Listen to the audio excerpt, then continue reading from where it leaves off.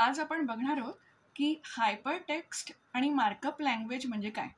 तर hyper text याचा अर्थ असा होतो की ज्या टेक्स्टला आपण क्लिक केल्यावर एका डॉक्युमेंटवरून दुसऱ्या डॉक्युमेंटकडे जाता येते, रादर एका वेबपेजवरून दुसऱ्या वेबपेजकडे नॅव्हिगेट होता येतं, त्याला हायपर टेक्स्ट असं म्हणतात.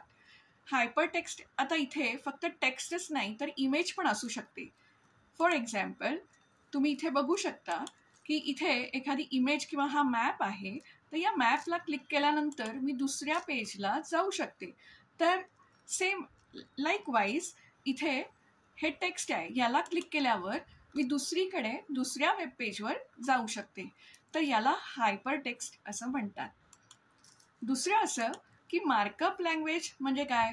तर मार्कअप म्हणजे जी लँग्वेज एखाद्या डॉक्युमेंटचे स्ट्रक्चर आणि प्रेझेंटेशन डिफाईन करते, त्याला मार्कअप लँग्वेज असे म्हणतात.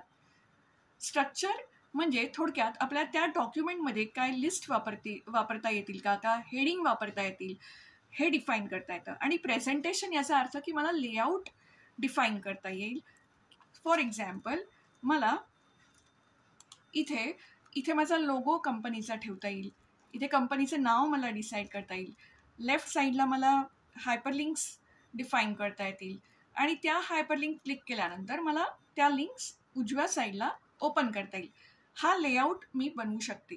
तर याचा अर्थ मार्कअप लँग्वेज, जी लँग्वेज आपले स्ट्रक्चर आणि प्रेझेंटेशन डॉक्युमेंटचे डिफाईन करते, याला मार्कअप लँग्वेज असे म्हणतात.